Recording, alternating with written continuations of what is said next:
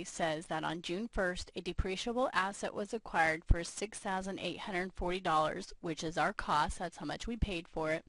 And it has a useful life of 6 years, which is 72 months, and no salvage value. So we are to calculate the book value as of December 31st, which is 7 months. All of June and all of December, so it's 7 months, okay?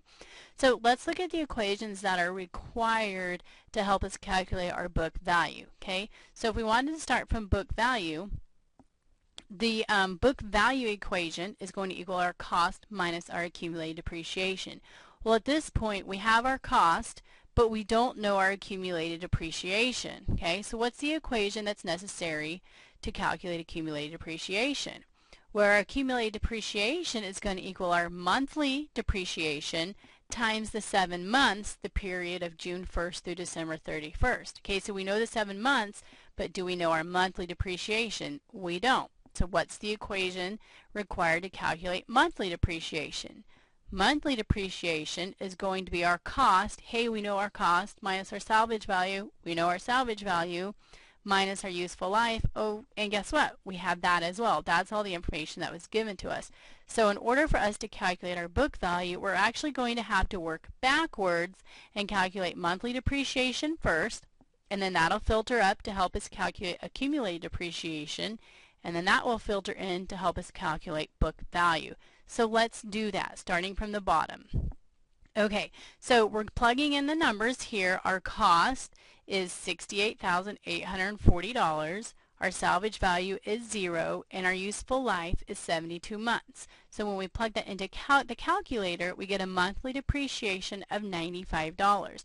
Now we're going to take that $95, filter it up to our next equation, fill in all of our numbers, okay? So our monthly depreciation of $95 times our 7 months, because we count all of June because it starts on June 1st, and we count all of December because it ends on December 31st.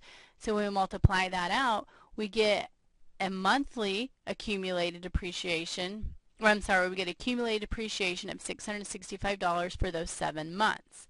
Okay, then we're going to take that 665 and filter it into our final equation to help us find the book value, which is ultimately what we needed. So book value is cost. Our cost is $6,840 minus our accumulated depreciation, which is the depreciation that is accumulated over those 7 months, and we get a book value of $6,175. The book value is also often referred to as the carrying value. It's how much this asset is worth to us after a period of time has elapsed. So even though we paid $6,840 for it, after 7 months, because it has been depreciated and been used up, it's only worth to us on our books, hence book value is $6,175.